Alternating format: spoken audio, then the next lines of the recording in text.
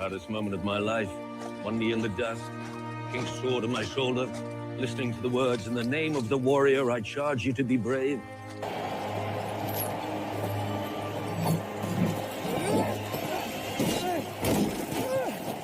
In the name of the warrior, I charge you to be brave.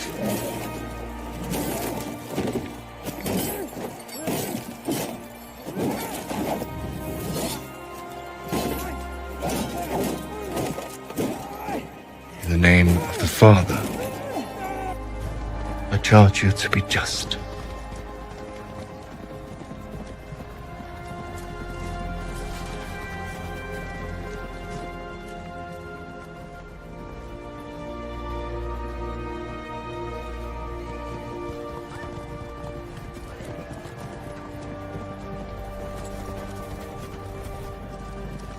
In the name of the Mother, I charge you to defend the innocent.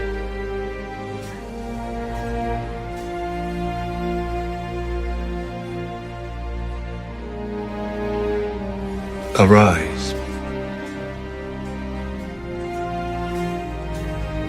A knight of the Seven Kingdoms.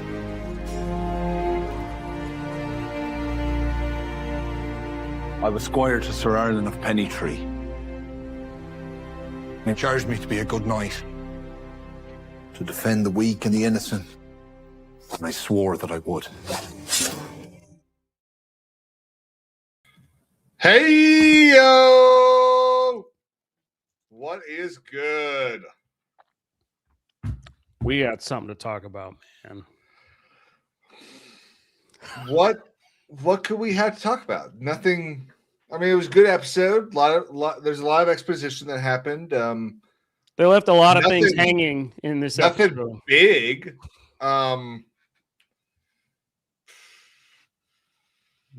What could have happened? This was like a real long one.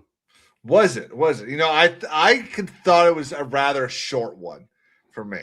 Got kind of a hairy situation here that we need to discuss with regards to this episode. Did you write these down? No, I just no, off the tip of your head? Off the head. Right off the head. Yeah. Just yeah. First off, what's up, Donna? How you doing today? Donna Hall is first. So, overall, how do you want to do this? Do you want to start off like scene by scene, or do you want to? Probably should have figured this out before we started, but we had a rather good conversation in the back. Yeah. I mean, we got to get to the elephant in the room. Yeah, a little bit of a trunk there. Yeah. There's some. Let's just grab the low hanging fruit. And was not expecting to get opened. Sorry, was not expecting this episode, the second episode, to open with the biggest schlong I've seen on TV. I mean, I know it's HBO, but holy crap. I mean, they really stretched it with this one. The first episode, it was all backsides and cracks. Yeah. I was watching with my my lady, and I didn't know what to say. I just looked over at her and I said, I apologize for being a disappointment. That's got to be uncomfortable. It wasn't so much that it was there, but they always have to take it a step further, and then he's got to handle the thing, and you're just like, dude, like. I'll be honest. So sometimes it's like a quick flash, and you're like, oh, wait a minute, there was Ween, and then this one was like, hey, I'm gonna stand here for what is gonna feel like 10 minutes. Yeah. So I actually didn't watch it last night. I passed out at like 8 a.m. or sorry, 8 p.m. last night. And so I watched it this morning. And I've been playing a game all day. And so I've been watching a whole bunch of stuff today. Yeah. And obviously, I'm paying a lot more attention to it than I was any of the other stuff I was watching. But I'm sitting there playing, and I'm looking, and I see it, and I go, you know what? I just don't feel like looking at that. And then I hear the pissing, and I was like, oh my God, what could this look like? I decided not to look at it. I say, you know what? We're just not going to look at that. I mean, it's Game of Thrones, man. Yeah. They're gonna put it out there, no doubt about it.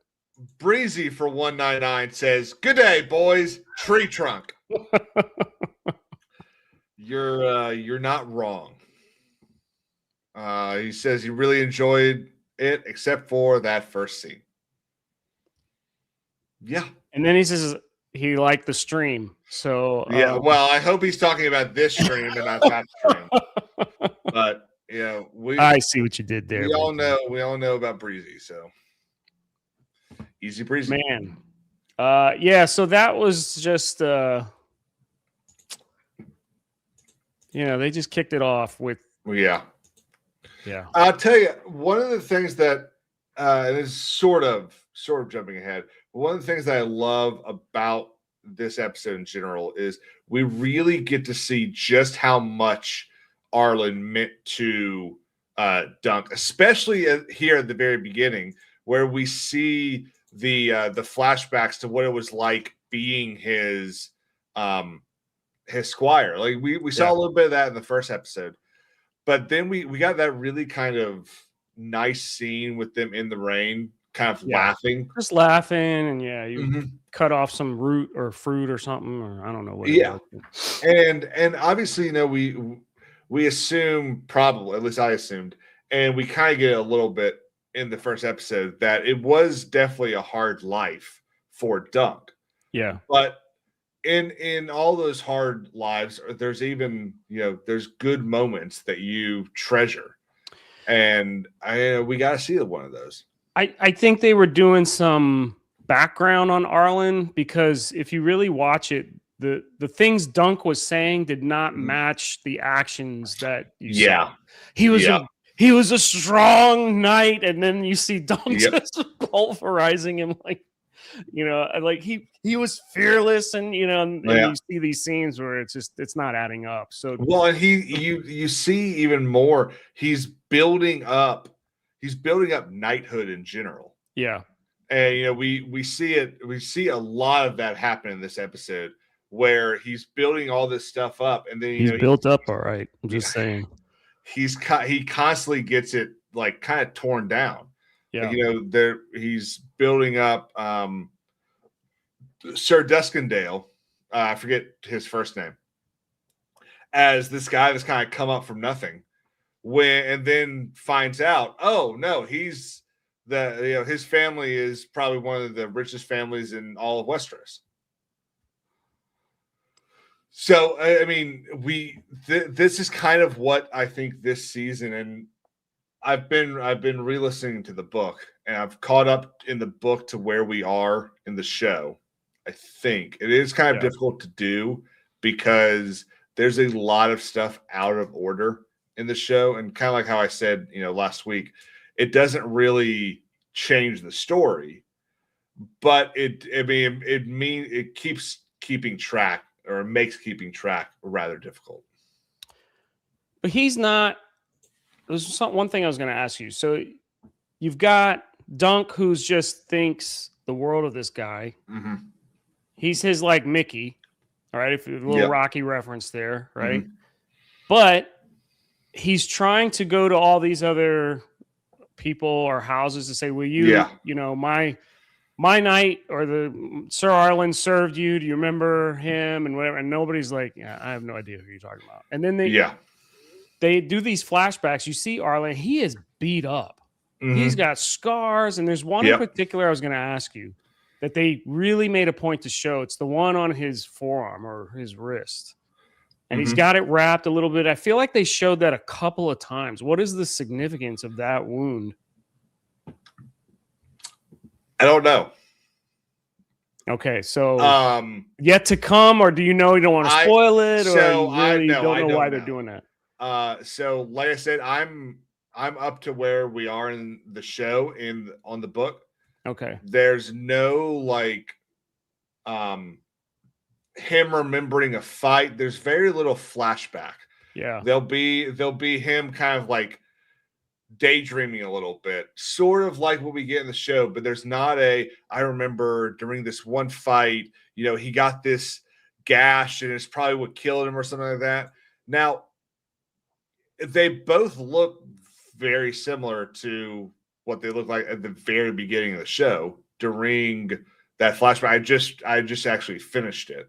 So that could be the thing that gets it, that he ends up dying from. Like it gets infected or something. Yeah, we see. I'm not wrong, right? They made a point to really showcase that wound. Yeah, so they do it. Is it right here?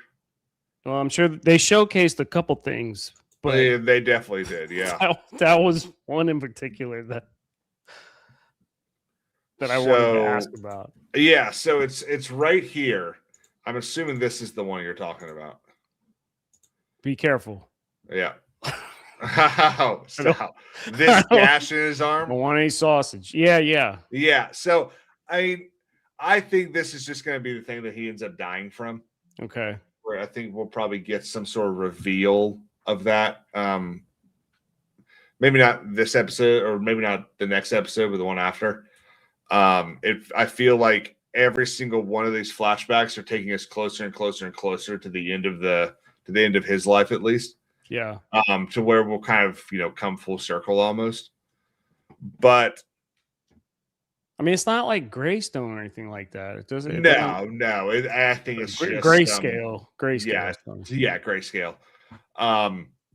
But it's funny that this episode kind of begins the way that the last one ends, with him going to all these lords, like you mentioned, and saying, "Hey, I'm, Sir Arlen Pennytree's son or squire.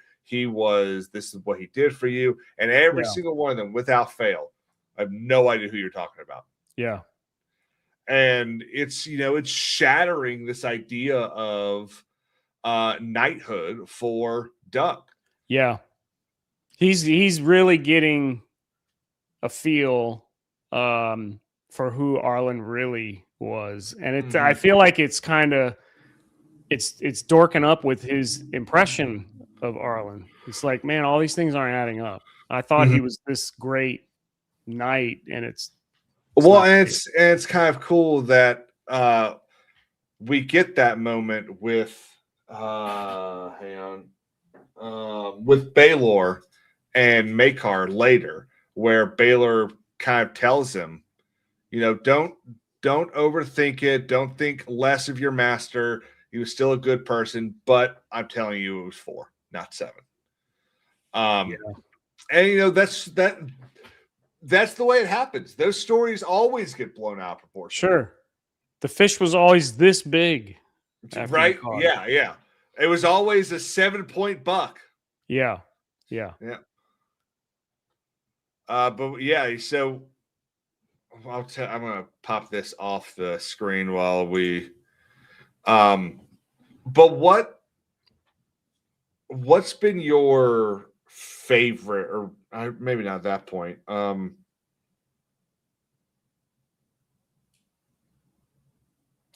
Where? Trying to think of a question that is eluding me for some reason. I can tell you what I'll give you my thoughts on the whole thing. This episode was much better than the first one. All right, why do you think that? I'm very curious. Well, I finally got some action. Got some jousting. And I got some Targaryens. Several Targaryens. And they're showing up, and they make their presence known. They come in with a force. Yeah, they do. And an attitude, which I love. So we get some interaction with the Targaryens. you see a little bit. We all know Egg is a Targaryen, and you see a little bit of like, I don't want to be discovered. Like he wants to make sure he's still hidden, like his family doesn't see him or anything like that. That's one of the things that the very first episode was almost copy and paste from the book. I loved it. I'm a huge fan of that. When you got the ability to do that, and they have that ability to do that. I'm like I said, I've been listening to it. There are just pages of dialogue taken directly from the book. I love it. But Ira Parker has moved things around in a way that I would not have done. So one of the things, and I'll kind of spoil it a little bit, but in the book, that's not why. So in the show, it looked like Egg had decided that maybe he's not ready to be a squire. So he's sitting there when he's on Dunk's shoulders. Yeah. And which is also directly from the book. Loved that. That was so cool. Yeah. The show makes it look like he sees all the stuff that the squires are doing, and he's getting scared about being a squire. It's not what happens in the book. Okay. In the book, someone shows up. I'm not going to say who it is because thanks, Breezy. Arian Brightflame shows up. Arian Brightflame is his brother. Let me double check. What, a Targaryen? Egg's brother? Yes. He is. Well, yes. Arian Brightflame is. It's go look at the shield in the bottom left. Yeah, I see him. I got him. Yeah. Okay. Yeah. So he shows up and basically toys at killing his brother, the one of the other princes. That's in the book. So yeah. Mm-hmm. So we haven't seen anything like that in the show. No, we haven't. But it is during the very first joust. And since the very first joust has happened in the show, I don't think they're going to put that in there. I think Arian is the Targaryen that has been removed from the story, which is unfortunate. But what we don't have, and I don't want to jump ahead because that was kind of towards the end of the episode when he was up on the shoulders. Mm-hmm. But according to the lineage, Aegon is the son of Maekar. Yes. Okay, and that's not been told, right? I mean, no. So Doug doesn't know. Yeah, Doug doesn't even know Egg's a Targaryen. Mm-hmm. Exactly. That's why he shaves his head. Now, let's go back a little bit. So,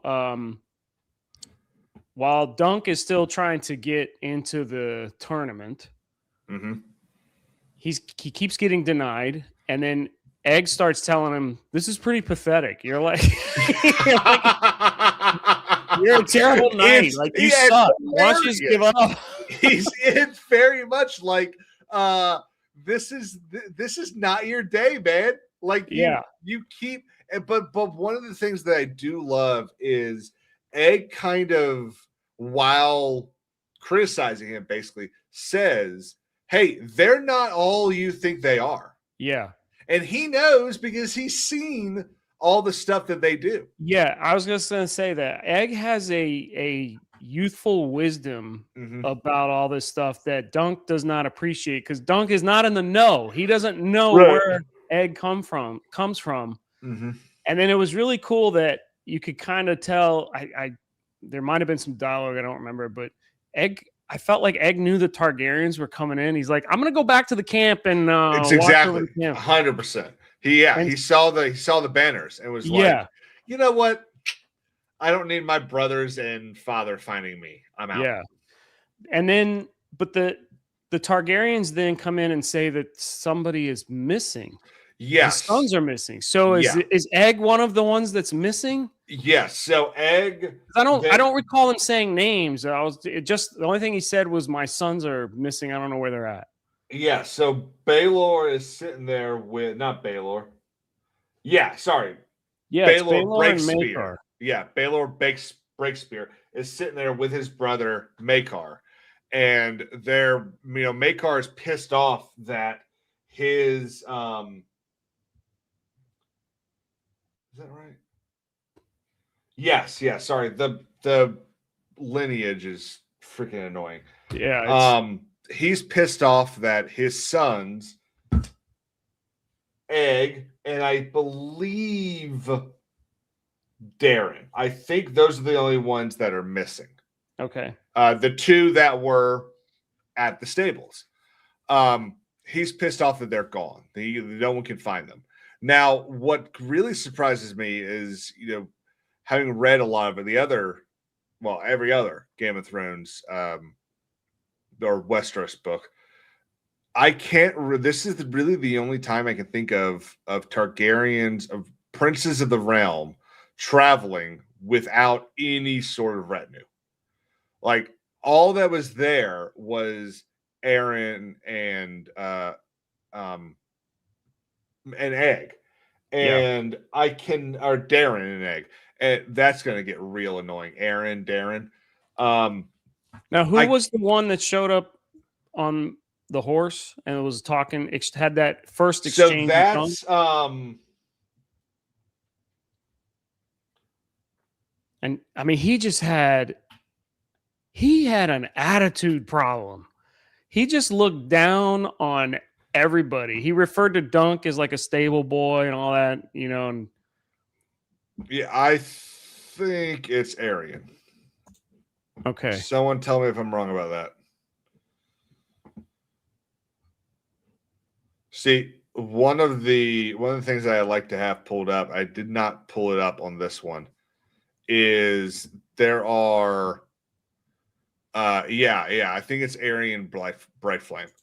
There are lineage charts of the Targaryen family that will put the picture of the actor on the name so that you know who it is. Let's see. Yeah, but it's Aryan. It's Aryan. Okay. Mm-hmm. So Aryan is the one that you said is in the book threatened to kill Egg. He basically shows up, and basically threatens to just start attacking his brother, basically. Now, when I first saw this, the actor looks like Jace from House of the Dragon.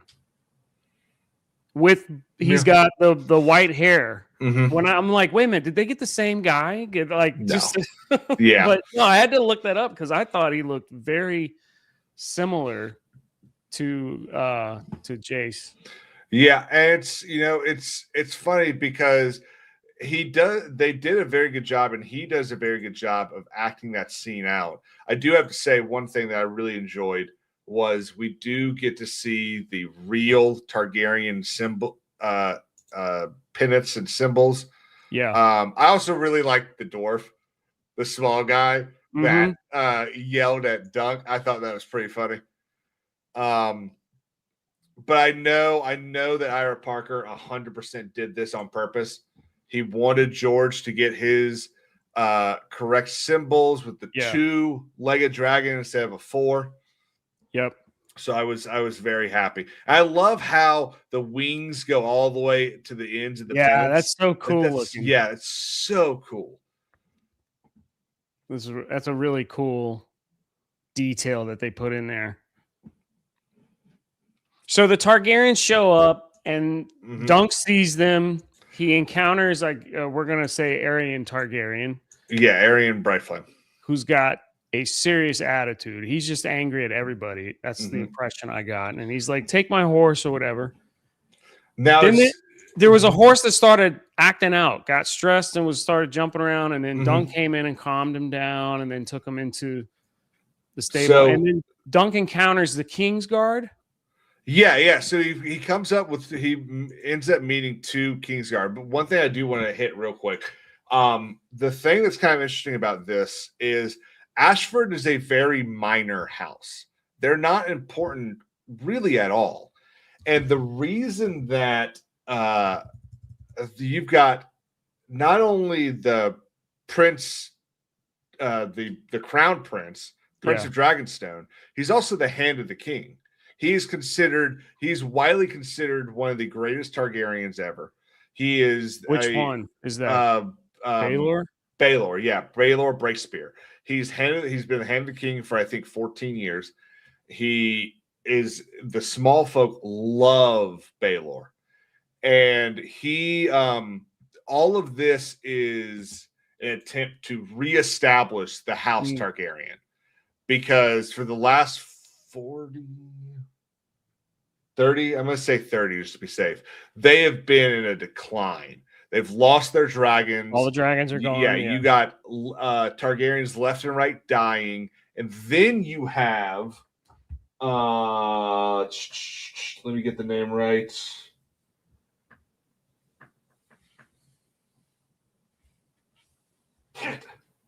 Yeah, Breezy, you're right on point. I forget which one. The armor looks so good. You could tell that was the King's Guard, like as soon as they walked up. But I want to get into this exchange after you pull up and make your point there, because I found it very interesting. Aegon IV had a whole bunch of bastards, and he legitimized them. And that started the first Blackfire Rebellion. Blackfires decided to try to become the senior branch of House Targaryen, and decided to wipe out let's call them the Whitefires, even though that's not what they're called. And it was like, I think 5 years of just complete bloodshed all over the Seven Kingdoms. And so now the Targaryens, they're out of this rebellion in their own house, and they're truly trying to kind of be true kings. They're I think, in my opinion at least, they're kind of tired of the whole every single time a Targaryen is born, the gods flip a coin. Because you get probably, I mean, with the exception of Aerion kind of just being a dick and Darren being a drunkard, you've got like 9 or 10 Targaryens at this time that are just genuinely good. They're not, some of them, they're not nice. Like Maekar's not nice, but he's not evil. So that's an issue that they had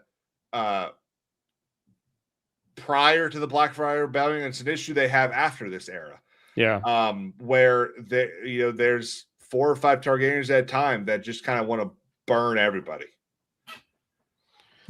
But do we ever find out why Egg doesn't want anything to do with his own family? At least not right now. Yes, okay. we do. All right. Yes. No, don't spoil that. I won't. I'm looking forward to the reveal. I am too. At some point, Dunk's got to find this out and realize, my gosh, I've got a little Targaryen as my squire. So that's gonna be interesting. So the thing that, because you're about to talk about the armor, and I loved the armor. For a second, I was watching it and I was kind of like, why'd they make them kind of look sci-fi-ish? But there's a reason for that. And I want to pull up them. I'm getting to it right now. Sci-fi-ish. I didn't get that. I just got like... Well, so I think part of the reason I kind of thought that is just the design of the armor. Okay, so this is it. And it's in my opinion, I think it's mostly because it's all white. Yeah. But they did that to pay homage to probably one of the coolest images in all of Westeros. And it's this one. It's Lionel Baratheon, the Laughing Storm, getting ready to face off against a member of the Kingsguard. I won't tell you why. But that's the armor. And I mean, that's cool looking. It's exactly like it. Yeah.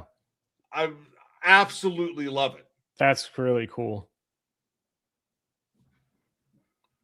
Yeah, I dig that a lot. I mean, that just stands out. That just, to me, reeks of royal royalty, and like you are part of the royal something, whatever. And honestly, I think it's the best Kingsguard armor, with the Kingsguard armor of the first season of Game of Thrones being the second best, and then Kingsguard of House of the Dragon third best. And their swords, they're just Mhm. they're massive. Yeah, that is a massive pommel. Yeah, I mean, it's definitely a two-handed. Yeah, killing machine. Yeah. But he encounters these guys, and then he Mhm. strikes up a conversation with one, and I'm hoping there's more to this story, but he's just like, well, how did somebody like you become a member of the King's Guard? And it comes out that he was the son of a crabber. Yeah, which of course then we find out later he's not the son of a crabber. He's the son of the guy that owns all the freaking crab boats. Right. So, but even yes, still, does that so- warrant you to be? One of the issues, and this is something that you're experiencing for the first time, it sounds like, when it comes to Game of Thrones or Westeros TV shows, is you don't know what's important. No. All of everything. There's so much stuff that happened in this episode, right? That you're gonna look back in 3 weeks and go, "Oh my God, right? Because of that thing and that." And the thing is, I've gone through Game of Thrones, House of the Dragon. You go back and watch it a second and third time, and you're like, "Oh, I missed that. They put that out." So now I'm like honed in on every little thing that could be something important, like the cut on the guy's arm. Yeah. So one of the things that I do want you, because you've seen it, and maybe Breezy in the chat, to tell me if I'm right or wrong about this. Well, no, we'll come back to that, because we've got the conversation with Baelor and Maekor coming up. Yeah. So that's the next big thing, So he basically decides that, you know what? Screw these petty knights that clearly don't care about my master. Yeah. I know who does. The Prince of the Realm. He is a friend of the small folk. He will remember Sir Arlen. I'm going right to the boss. Yep. Right. And right to the top. He does. And well, he first is hiding or lurking. Yes. Yeah. Which again is exactly what happens in the book. And there's something else interesting too, because the daughter of the house, the house, what's the name of the house? Ashford. Mm-hmm. She runs up to him and she kind of like teases him a little bit, and then calls him stupid, and then runs away. And I'm like, okay, she's a little creepy. Like, why? What's the significance of this? Let me make a note, because there's something will come up with this. I don't know. But he's lurking. She has this encounter with him, then runs away, and then Maekar notices him back there. Mm-hmm. I mean, the guy's like 6'8". Like, he's really hard to miss. Yeah, right. Yeah. You can't. One of the things that I like is the way I wish I could play it. I really wish I could, but he's sitting there kind of staring at all of them through like this lattice work. Yeah. He's not hiding at all. But that's not when Maekor notices him. It's when he's got a little bit of his coat just kind of past the freaking door. Yeah. Side of the door. And he goes, "Oi, boy." Right. Oh man. And then the exchange is so good, because Dunk really, he looks scared to death. Oh, he's like, absolutely terrified. And what's kind of funny is, so he and let me pull this up. You can see it when I move my mouse over there. It's going to get darker, but you can see it like right. Oh, you can't see my mouse.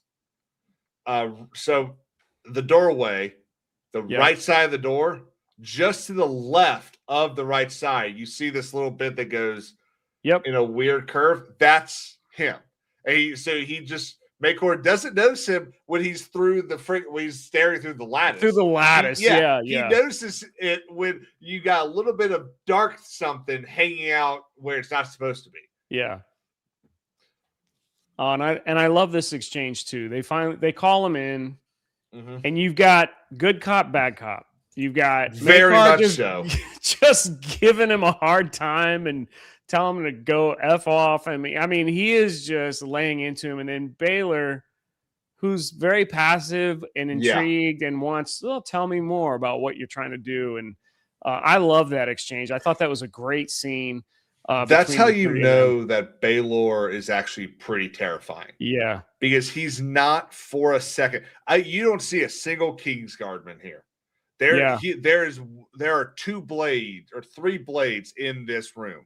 One looks to be about half sword that Maekar is carrying. I would imagine Baylor has one, and then you got a 6'8" guy here with a big old long sword, and none of them are worried.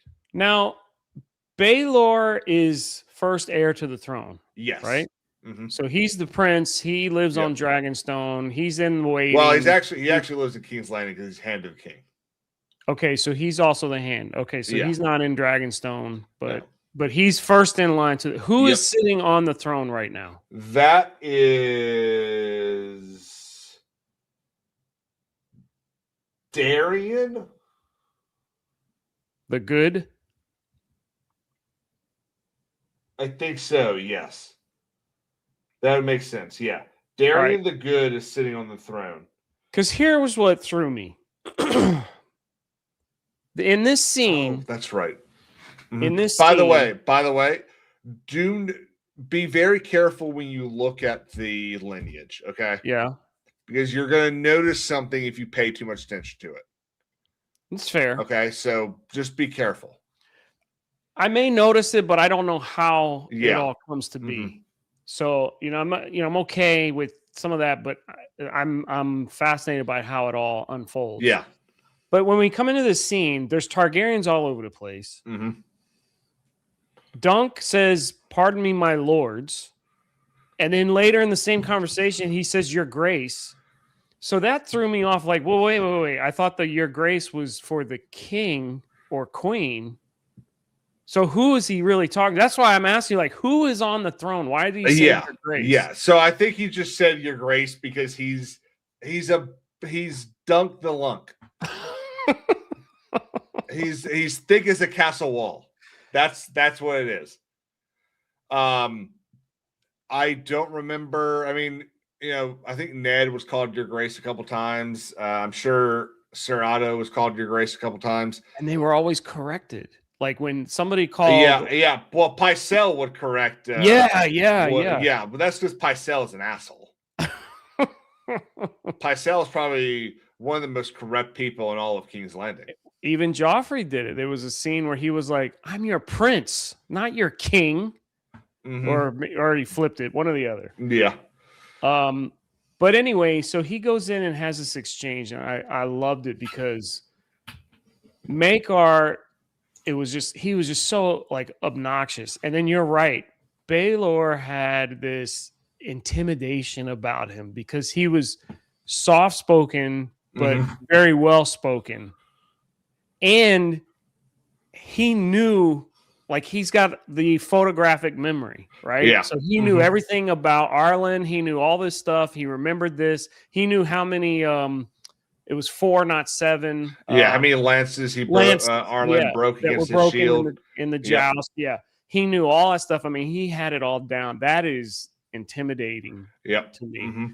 And so I'm very intrigued by Baylor. I love his character. Maekar, Maekar is also kind of, for me at least, he's like equally interesting because yes, but he's just got this obnoxious attitude, like, everybody annoys me. Get away. He's got 7 lines so far, and he's the most terrifying guy we've seen in 5 years of this world.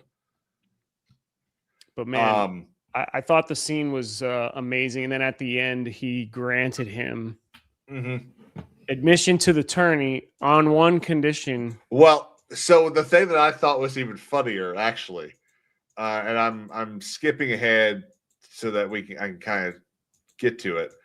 As I think this might be it. Yeah, okay. You saw that look that he gave. Yeah. Yeah, it's because Dunk has basically just said, "Oh, I hope they're not dead about his kids. Yeah, Like, about his kids. the hell do you know? What do you know that I don't know? Right. So, I mean, just imagine you're sitting there and someone goes, "Oh, Lee, I hope your children aren't dead." What? after Yeah. it came out that Like, they were missing. exactly. And it's just Dunk being the lunk. But Maycor feels threatened.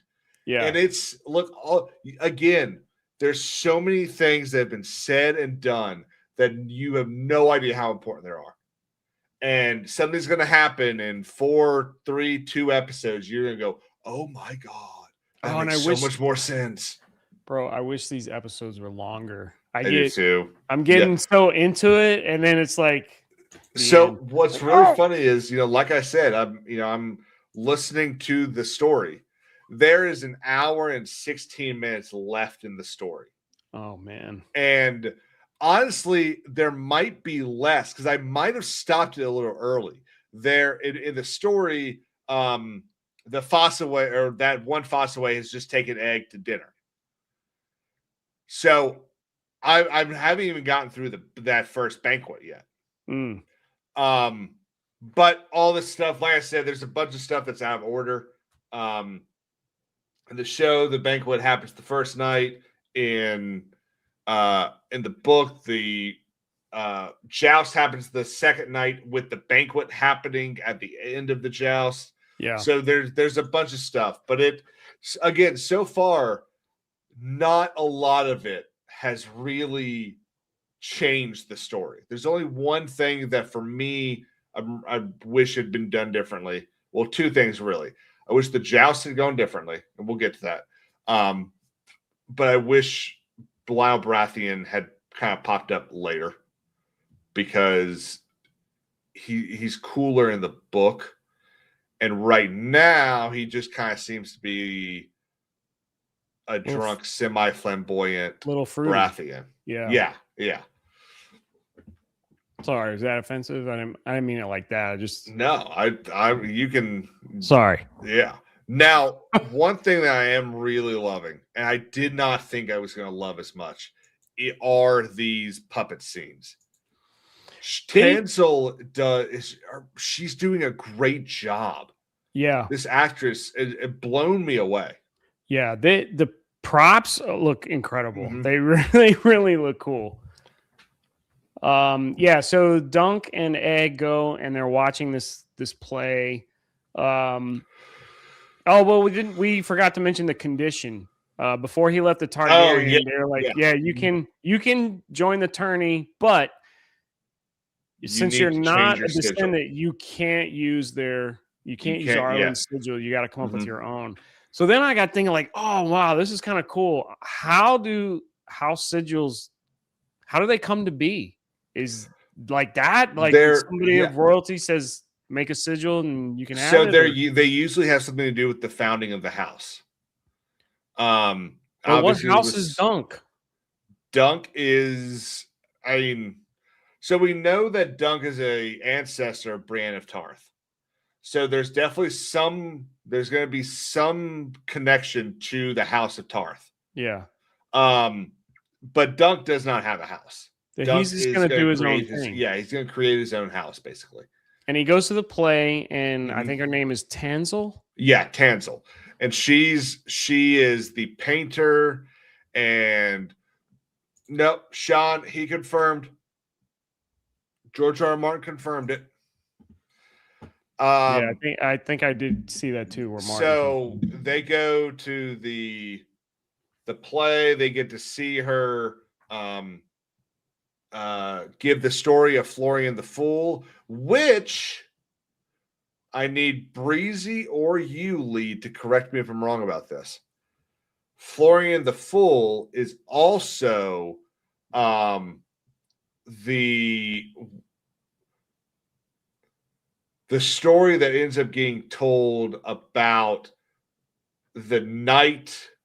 Remember the first episode of season 2 where what's his name? Where Tyrion shows up and there's this tournament type thing going on, and there's that knight that kind of comes in. He's late, and Joffrey starts forcing wine down his mouth. The drunkard, yeah. So it makes him a fool.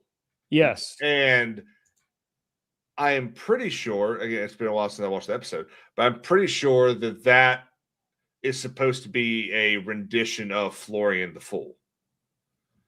Because I think later on, he ends up telling that story as a fool. Yes, thank you. Breezy, yes. Sansa calls him her Florian. So this is a little, hey.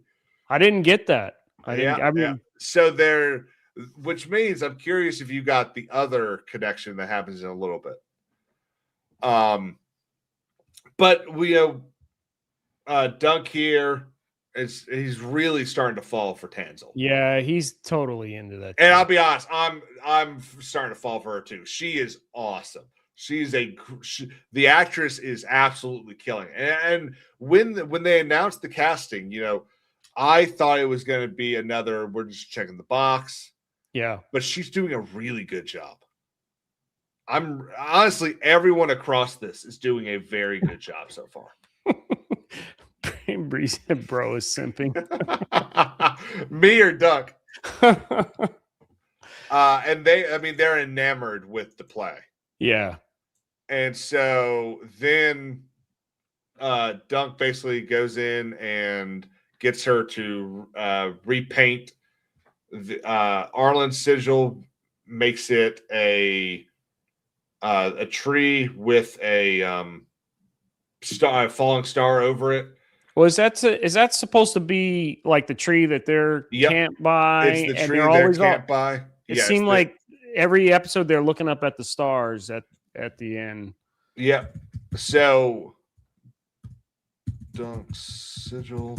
So it is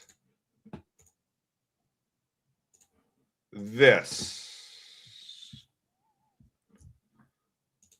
Sorry, it's red, but that's what it ends up looking like.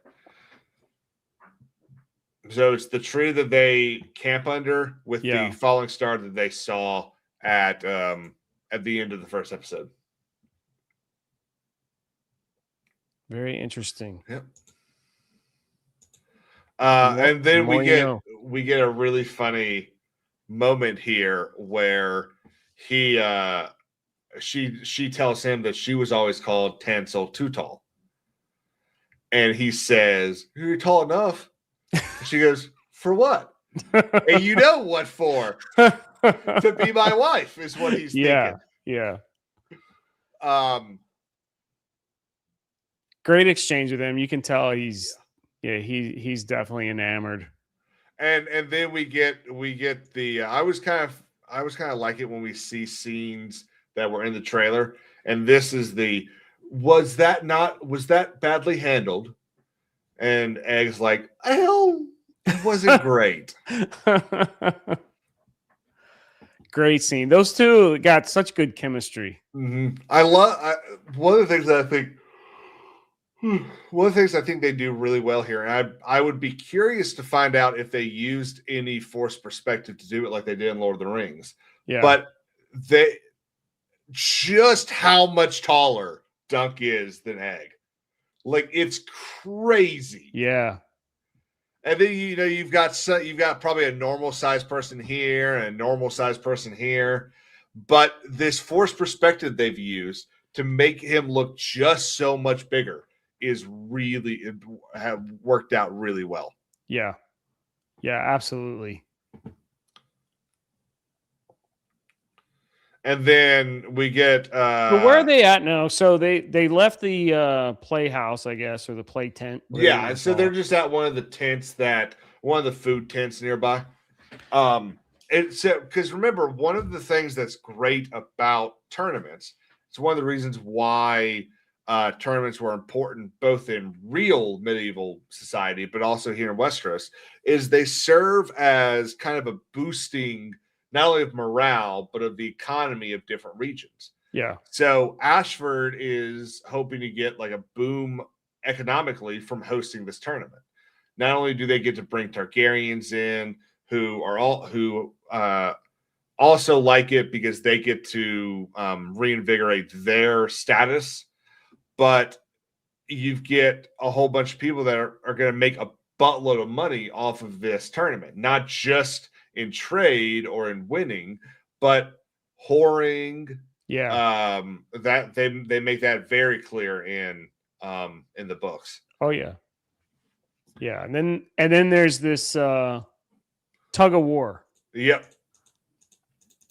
Where he's drinking, I guess, an ale or something, and then I mean, Lionel's at least 12 or 13 deep. Yeah, and but he comes over and slaps it out of his hand, and I love that they got egg. They put egg on the rope as if he's gonna do anything. And then, of course, dunks the anchor, and it was actually quite funny because his name's Lionel. Yeah, right? The Laughing Storm. Mm-hmm. He's just so he's gone. He is bombed. He's trashed. He's just having a good time, and still he wants to win, but he's just like, I'm a little thirsty, and he just lets go of the rope and is walking around while they're hanging on for dear life.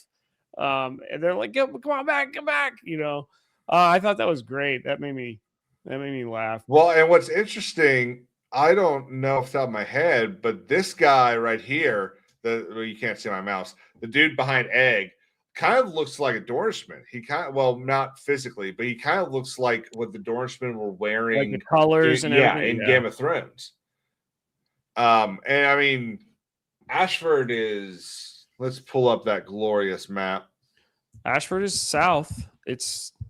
You could assume Dornish would come up to a tournament. Yeah. So you've got Ashford right here, which is actually on basically the gate to Dorne. You got the Princess Pass here. But I mean, it's not impossible that there'd be some Dornishmen there. Right. I love this map. If anyone wants to explore more into Westeros's map, there's the link. This is and all of the cities are hot linked to their entry on a wiki of Ice and Fire. So, you're sitting there and you want to read about the Tower of Joy. You just click the Tower of Joy, you get to read about it. That's really cool. I've lost many hours on that website. So they win the tug of war. And then I guess there's some time that goes by. And then we see him come up to the blacksmith, the armor. Yep. The armor guy. Mm-hmm. And he's admiring his work. He's just like, wow, you do great work. And the guy's very confident. He says, none better. Mm-hmm. And this was interesting to me too. So he quoted him, quoted him a price. What did he say? 800 gold dragons? I think 600 dragons. I thought he said at first it was 800, and then Dunk was like, well, I can't. And then he cut it. He offered him some armor for a smaller person. Yeah. To cut the price. He basically offers him Arlen's armor. Yeah. He can't use it. Right, it won't fit. Yeah, so he offers him the that armor. Yeah. And he says, I don't sell armor that I didn't make. And then decides maybe I can use the metal. Use the metal. Right. It offers him. All right, this is where I'm going to get confused in the book, because the book he offers him, it's 600, and then he offers it to him for 300 with the metal. Honestly, I don't remember what he offers it here. I can't remember, but he discounts it, whatever it was. But then Dunk said it is 600. He offers it in the end 600, and he gets 2 stags. He gives them 2 stags to kind of hold the price. Okay, so he went from 600 with the metal to say I only have 2 stags, or whatever the coin is, and that was just to hold the armor. Yeah, I was like to hold the price. And basically, it says your squire. I'm assuming the thought is you don't have it on you. Because he said yeah. that'll get it for a day or something Mhm. like that. And Yeah. I was like, is he renting it for 2 stacks? He's got to give it back like that. It gets him the armor for the day. I didn't quite understand what. And then he ends up the next thing he sells the horse, right? For a Yeah, bunch of money. I'm pretty sure it's keeping it open for a day. But the way you say that, I'm curious now. Yeah, I was a little confused because it wasn't. He just said that'll get you a day, and I first took that as like, okay, so I don't own it, but I can use it for a day, and then I got to bring it all back because he even says your squire, you'll get it all back. He says that to the guy. So, but maybe he meant you'll get all the money. I don't know. I was a little confused at that. I think it buys him a day to like, yeah, because he says send your, or else I'll sell me wares the next. Yeah, so I think he's saying the armor that I would sell to you, I will hold it for a day. Yeah, but you have to send you have to send your squire to me with the rest of it, or because then he says, or else I'll sell me wares to the next man. So that's what I think he's at. Yeah, he gets everyone's saying he gets the price for a day. Yep. Because he's going to sell it for 800 to the next person. Right. Yeah, but I do love what Sealy Pete says is because Dunk says, because he's been saying it kind of to everyone, and everyone's still been pushing back on him. I mean to be the champion. So everyone else here is just here to watch you. Huh? You're right. They're just going to watch you become. Mm-hmm. Again, exact line from the book. That's great. So the writers didn't have a lot of work to do, huh? If they're just using all the dialogue. I only have 2 stacks. Buys you a day. I'm just going back send your squire along with the rest. So that means come up with the rest of the money. But then he says you'll get it all back. I swear it. So I think that's what threw me when Dunk says you'll get it all back. Yeah, I think he's trying to say that you'll get the I will be paying you. Don't worry. Yeah. And then of course he's having this moment with is it Thunder? What's the name of the horse? Man, you got me. You're the expert. Oh, don't call me an expert. I think it's Thunder. Someone in the chat's going to correct me. But he sells Sweetfoot. Thank you. I can see how you got those confused. Sweetfoot, Thunder. Sound a little alike. He sells the horse, and of course has this moment where he tells the horse, if I win, I'll come back and buy you. Did you say horse, of course? Sells the horse, and of course. No, I might have. I think I did. Yeah. Okay, so he sells Mr. Ed, and and then it's a white horse, like a lunk, he gives the guy money back to say that's for the horse. Go buy him again. The exact moment from the book, and I'm like, that guy ain't gonna buy oats. Probably not. The guy's just gonna pocket that money. Come on. Oh, I mean, if I was a scoundrel, I would too. So then we get another moment of realization. I've already brought it up a couple times, but Dunk is sitting there talking about how he's got this opportunity to be a real knight. Look at Sir Duncan of Dustindale, and Ed goes, "What are you talking about? His father owns a third of the crabbing vessels in Westeros." Yeah. And he's like, "Oh, okay." So what? Because he has money, because he has wealth. Yep. He could be properly trained and become a member of the King's Guard. Is that okay? That's exactly it. It's the money that's allowed this guy to become a member of the King's Guard, not some grand nobility in Westeros. And we I think it's fair to say that even without what I know, that based off the trailers alone, we know that there's going to be a moment where Dunk finally kind of confronts this lack of nobility in Westeros. Because we get that moment in that line in the trailer where he yells, "Are there no true knights here?" Yeah. Which is what I'm really waiting for. That's gonna be your jaw's gonna drop when those scenes finally start coming up. I'm looking forward. Like I said, dude. I think that I'm assuming it's gonna be the 5th episode, just because of the way that Westeros shows go. But I think it's going to be as big as Battle of the Bastards. I think you're going to finish the episode and go, I need to watch that again. I can't wait. Mm-hmm.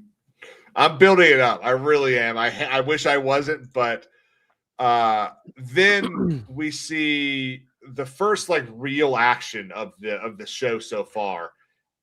Well, before that, we got Dunk and Egg talking again. Yeah. So they're talking, but that's when he kind of realizes this whole thing about Donald Duskendale, that it's not just kind of luck of the draw, that it's money and wealth and power. Right, but there was one point in the dialogue where Egg is like, well, maybe one of these houses will take me in and I can work for them or whatever. And Dunk says, perhaps even House Targaryen.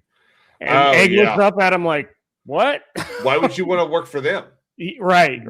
Yeah, it says, do you really think the king's house wants for great landed knights? Yeah. Like making it, and that's the kind of thing that I wonder if we're gonna have anything with Egg kind of regretting saying it like that. Yeah. Because we already know from Game of Thrones that Duncan the Tall is the William Marshall of Westeros. He is the greatest knight to ever live. So Egg should be lucky to have Dunk in his retinue. So I do wonder if we're going to end up with something, probably not this episode or this season, but some sort of payoff where Egg goes, you know what, I was wrong. I'm lucky that you're here. I'm looking forward to the reveal. Mm-hmm. Yes. Thank you. Yeah, Breezy. Do you think the House of the Dragon employs many hedge knights? Yeah.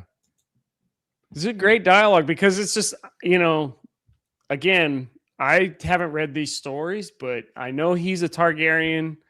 Mm-hmm. Dunk's kind of a lunkhead, and I'm just waiting for the light to kick on. Yeah. It gets revealed. What's that dynamic going to be like when that happens? So the thing that I did differently last week.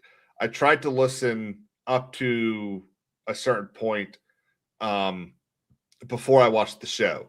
But what I'm going to do now is I'm going to watch the episode and then stop wherever I can before we get to more stuff, because we're getting close to where they aren't really going to be able to change the order of events. Yeah. I think there's really the next episode might be the last time there's some stuff out of order, but it's really getting close to it all has to happen in this order. And it's going to be really fun to see, at least for me, where they decide to make the cuts. But I mean, like I said, we've got 4 episodes left. 28 minutes of story each episode. Right. That's more time that's left in the book. The story. So interesting. I'm curious to see how they're going to do it, what they're going to do. So from here, they hear the call and there's jousting. Everybody's running to go look. Egg says, "Put me up on your shoulders." Or they get separated, kind of. Yeah. There is kind of that scary lost child, moment. like, yeah, whoa, that's exactly what I thought. Yeah, and so then he picks Egg up, puts him on his shoulders, and you see the knights. They're jousting. And then we see a Targaryen, and I don't know who asks. If it was Dunk that asks, I assume it's Dunk. So he says, "Who is that?" And then Egg says, "Prince Valar." Prince Valar, Baelor's son.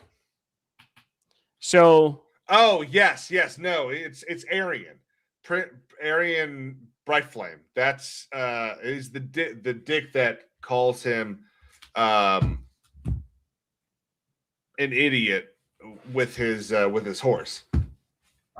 but he says Prince Valor. I I'm looking at the subtitles right now. Valar. Baelor's son.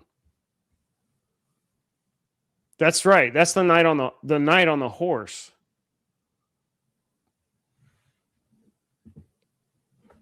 I'm wondering the other guy may not have been a knight that he encountered.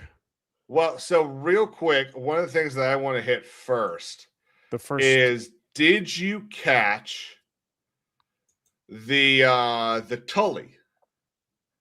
We got to see a Tully. Yeah. He's like I thought it was weird that he was eating his sigil. Right. Like I think that's weird, right? Yeah. At first I was like, wait, is that a bird or a fish? It looked like a fish. It could have been I had to check it again, and it was a fish. Mm-hmm. I was like, oh, House Tully. Okay. But I also thought it was weird that he said for the new gods and the old, because House Tully keeps the new gods, not the old gods. Right. In fact, I would be shocked if there's any descendants of the first men at this joust. It's so far south, and the north doesn't really go that far down. Yeah, the joust was cool. Finally got to see some knights in action. Oh, here he is. Okay. See, this is one of the reasons why when you watch the show, you make sure you're only looking at that screen and not doing... Yeah. So so there is a Targaryen that shows up. Now, one of the things I really thought was cool is Egg says he's favored, I think. Yeah, I'm going to risk this. I'm not going to, it's muted, but this is something that's really cool. Tell me if you noticed this shield. Did you catch it? I didn't catch it. Okay. I gotta be careful here. So we got a Lannister right there. There's a Lannister. Yeah. There's the Tully. Yep. I see the fish. And there's Sir Lionel. Yep. This guy right here.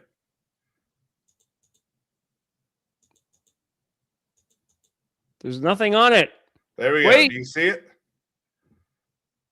What is that?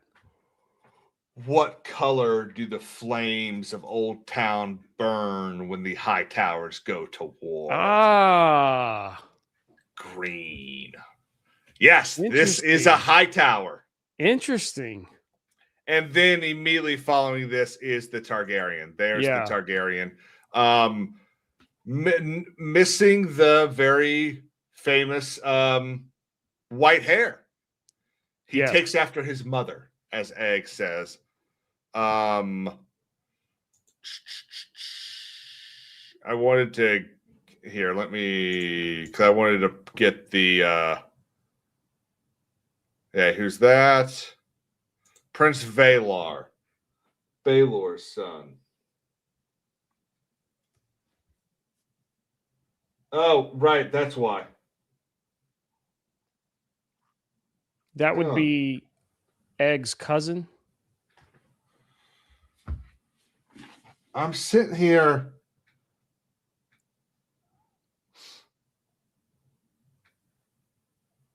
Am I just an idiot? Baelor has one son or two sons. No, I think that's a woman. He's got one son, Arian Brightflame.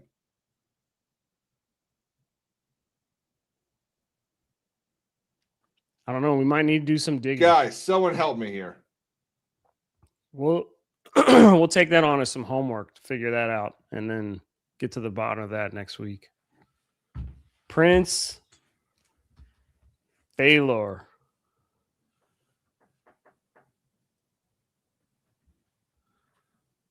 Let me write that one down. I see a Valar Targaryen that is like a generation below Aegon, but I'm looking at the entire family tree here in Fire and Ice, and there's no Valar in that generation. Is he lying? Is it a deliberate lie to throw Dunk off? I don't know. No, have they wouldn't change this. Darian the drunkard, yep. We met him Arian, already in the tavern. Arian Brightflame. Aemon, yep. And who and joined the Night Aegon Watch. are Makor's sons. Yes, they are. Baelor's son, Baelor Breakspear, who is brothers with Makar, has one son. Oh, no, it's the way that... Okay, I see Baelor. Okay. It's the way that they've drawn it in the book. They went down and then took the arrows back up. So it looks like Valar is like 3 generations lower than he actually is. Apologies. Follow the trail. Yeah. So we get Valar, who is, yes, I believe supposed to be the favorite of the tournament. He's second in line. And this is where we start to see the very first divergence from the actual book. Is the joust happens, or the very first joust happens, and then Arian decides, you know what, let me go fuck with Valar, and makes it look like he's going to hit his sigil, the way that they would pick their opponent. Yeah. And now one of the things that I don't know if they're going to explain this later, or if Ira Parker has kind of decided not to make the tournament as a whole as big a deal, but the way that this tournament works is there are 5 champions, and they are the 5 champions picked by Ashford's daughter, and she's been crowned the Maiden of Love and Beauty, or whatever the title is. And it's what Rhaenyra was, or actually it's what Alicent was for the tournament in the first episode of House of the Dragon. Yeah. And so the 5 of them are supposed to joust and keep winning. They're champions. When one of them loses, the person that beat them will replace them. And I'm going to stop right there so that I don't give too much more away. But something, if they go into that in the next episode, then I'm really happy. There's a lot of setup for the end that happens in that first night that hasn't happened yet. So I'm hoping that this is really just kind of like a 2-part first night. It was very interesting because during the jousting, you see the emotions change to something different of both Dunk and Egg. So Egg starts to like realize his family's all over the place, doesn't want to get noticed. He's like, take me down, and gets a little. So little I bit of disagree. Fear. I disagree. I think he's getting scared about what it means to be a squire.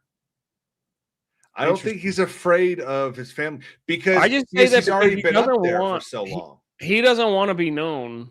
Yeah, that's absolutely right. He doesn't want to be caught, but I think he's because the way they shoot this, the way Ira has edited this, you get this like scared look from Egg, and then it looks right at like 3 or 4 squires dodging the horses and handing off the lances. Yeah, I think he's not big enough to do that.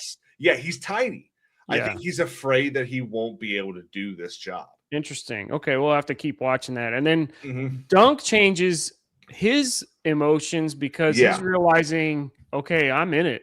I mean, these nights are hardcore. How am I going to be able to compete with these guys? Yeah, I think a little fearful. Yes, so I think this is the very first time that we really see Dunk as afraid or scared of what could be. And Because he also knows at that point he's also having flashbacks of Arlen. Mhm. So he's realizing at this point that Arlen is not who he said he was. Yeah. I think his entire worldview has really been kind of almost destroyed in the last day. Yeah. And not only do people not just take his word for things, which why would they? Yeah. But also he's realizing that none of these people are who they say they are. Like none of them are truly honorable people. Right.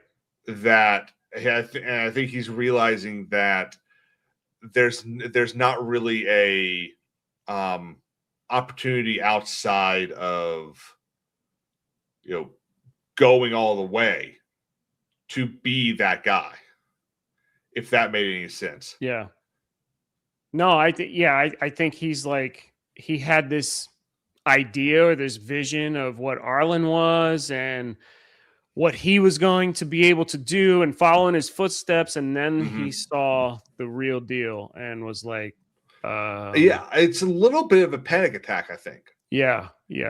How can I live up to that? Yeah. And so to recap, then after that, they're back at the camp and then they have this conversation and Dunk lets on the emotions that we were just describing. He's like, this whole thing was a lie. He's not really who he was.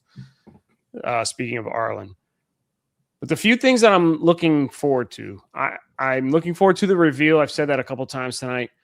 I can't wait to see Dunk swing a sword. Yes. I mean, let's get to the fighting. Come on, swing your sword. I'm slightly annoyed that we've gone now 2 episodes without seeing Dunk. With the exception of that one slash he throws at Arlen. We haven't been able to see. Absolutely doesn't count. We haven't been able to see him be a knight. Yeah, and obviously that's for a whole bunch of reasons. But I'm really hoping that we finally get to see some combatness of him. Let's see this great knight. Yeah. Now, definitely looking forward to that. I think that's going to be epic whenever he does. Clearly, the writers, they're building this up. Everybody knows he's a knight of the... I mean, the whole title of the show, a knight of the Seven Kingdoms. Exactly, he's a great knight. You got Egg, the Targaryen, the squire. There's this build up for that. It's going to be awesome when he finally swings the sword. But let's get to it already. Yeah.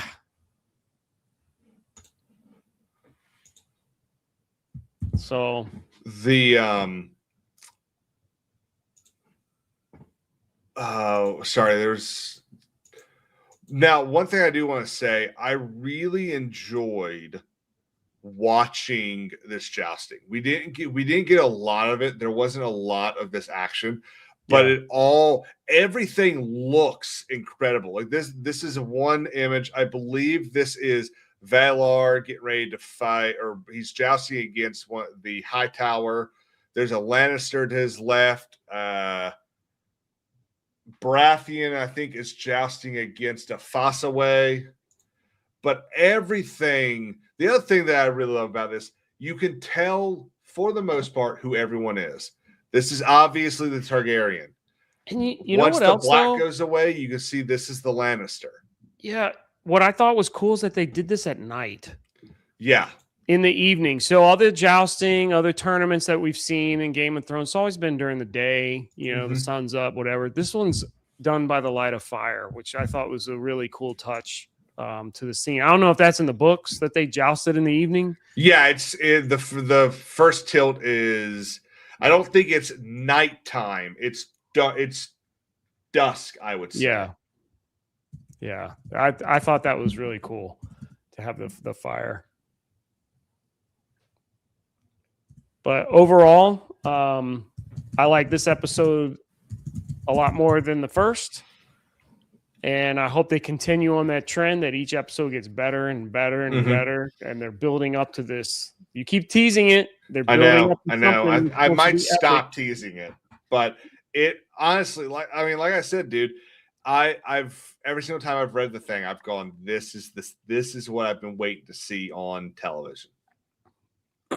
But I'm really liking the show. But do we have to put male body parts all over the place? I'm getting kind of tired of it. I mean, I don't know what they're actually, trying I'm to not prove. getting kind of tired. I'm sick of it. I don't need to see more male genitalia. I mean, Arlen had one big long thing going for him. I mean, well, I tell you, honestly, what Dunk should have done is he should have been going to the knights. He should have been going to their wives and saying, "Hey, do you remember him?" right. Because clearly, I'll bet you they all knew about Arlen. Yeah, I mean, good grief! Like, so the first episode it was Dunk's butt, and yeah. Now the second episode was Arlen's ween. So, what's coming up in the third episode? Only George R.R. Martin knows, I guess. But we'll find out. So overall, where are you? What do you give the show so far? Like comparing, no, I guess maybe not all first seasons.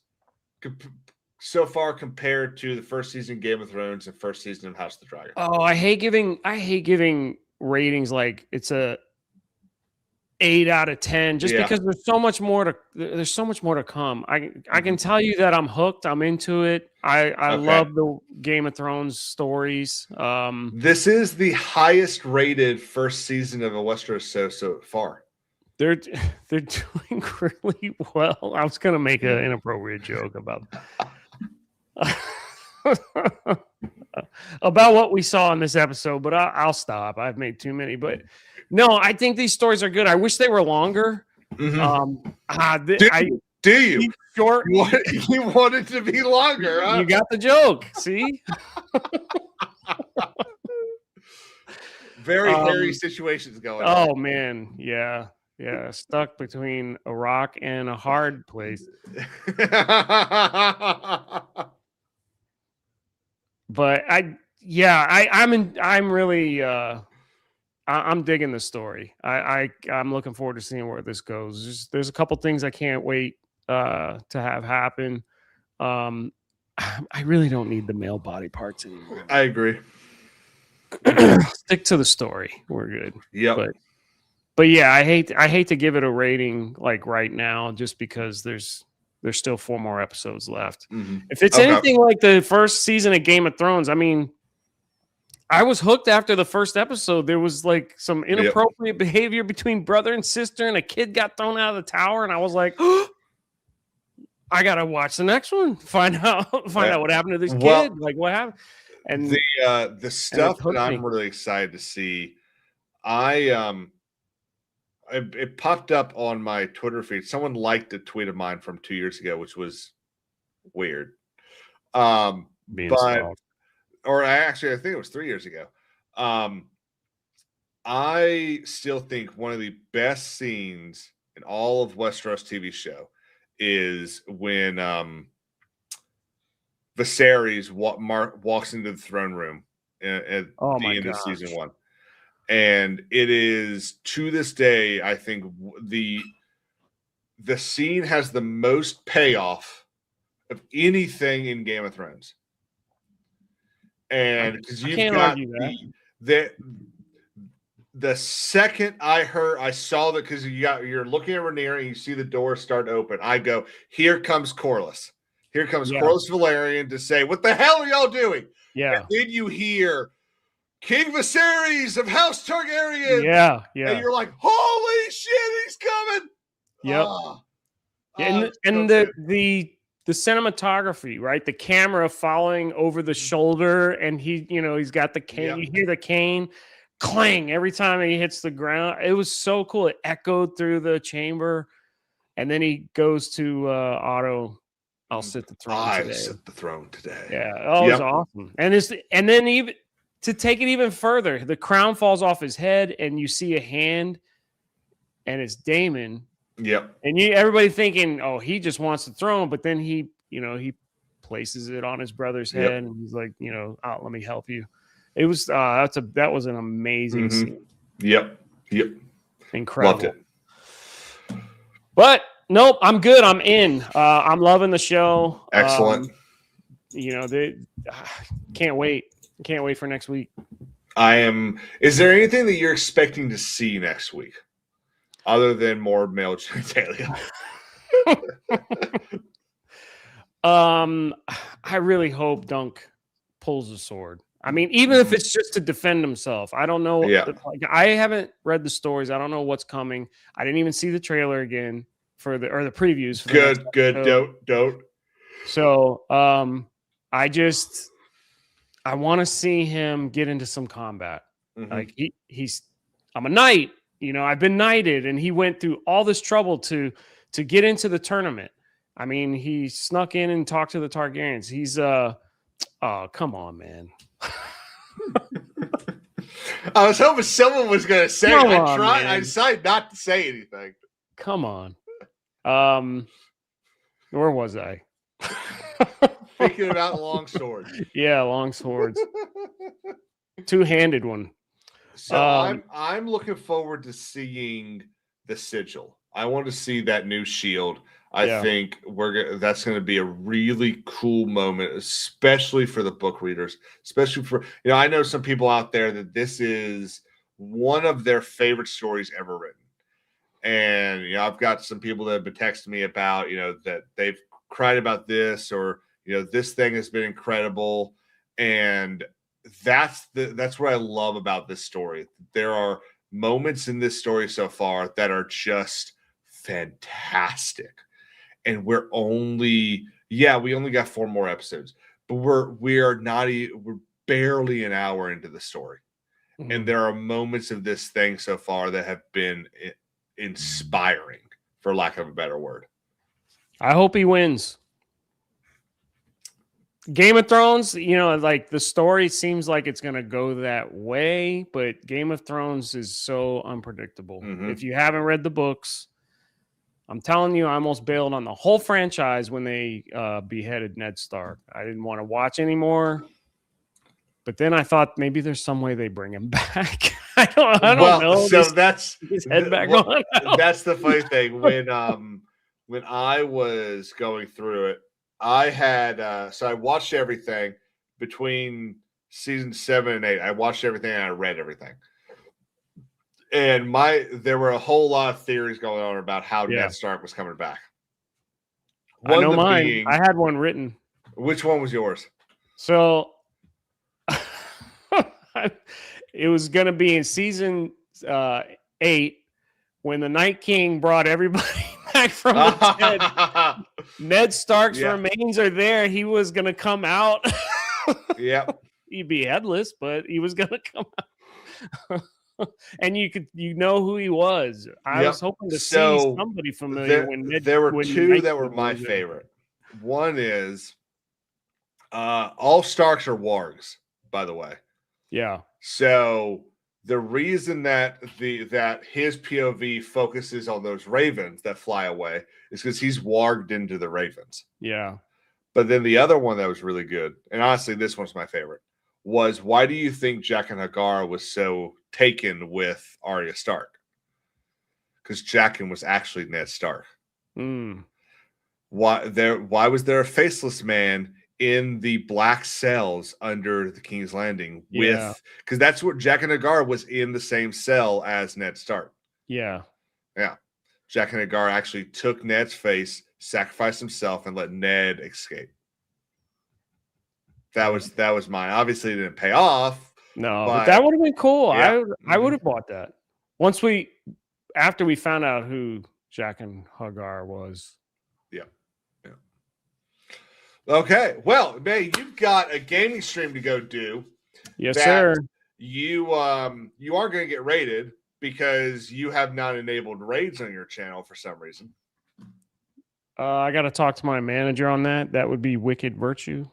Well, how about I teach you how to do that in just a second? I'm going to drop his link here. Everyone go over there and watch Lee. He's got 900 hours left. Yep. 900 hours. Let's get those done because they're going to... Is my stuff out there? I don't know. I'm just making... I mean, that's like a solid guess, man. Yeah. Well, I think you told me the other day. Wow. Yeah. So we're gonna try to get that, and I'm gonna try to get him to start showing up on Pirate Night on Wednesdays.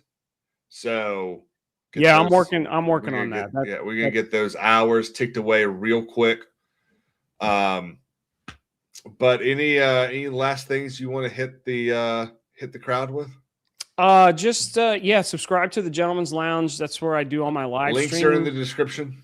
Appreciate that. I'm going to obviously I do gaming Monday nights. I'm going to try to jump on some of the Wednesday nights, but I'm also trying to get some things set up. It's not just the gaming. Those of you who follow me, you know I'm restoring a motorcycle and a car. I'm getting things set up so I can have the camera on out there while I'm doing that work. Just kind of a chill stream while I'm working on the bike. So subscribe to this so you don't miss that if that's something that interests you. Also, the main channel. I'm working on some more content for that, The Capable Gentleman. I'm a little behind. I usually do a video every year to kick off the year, talk about goals, what I've accomplished, any goals that I met from the previous year. Clearly, I'm late, but there's a good reason. Stay tuned. And I got some other stuff I'm working on for that channel as well. Awesome. Yeah, can't wait. Over here, work starts again tomorrow, so that's a big win, big victory for me. It took 20 days to find a new job. I gotta say, pat myself on the back there. I did not let that go to waste, and everyone here that was praying for me, they mean more than I will ever possibly be able to explain. I was one. And I will never be able to thank you enough. I'm happy for you, bro. That's awesome. I thank you very much. Guys, we'll be back tomorrow playing some video games. Until then, do not go quietly into the good night. Do not black pill. There's good in this world, and it is worth fighting for.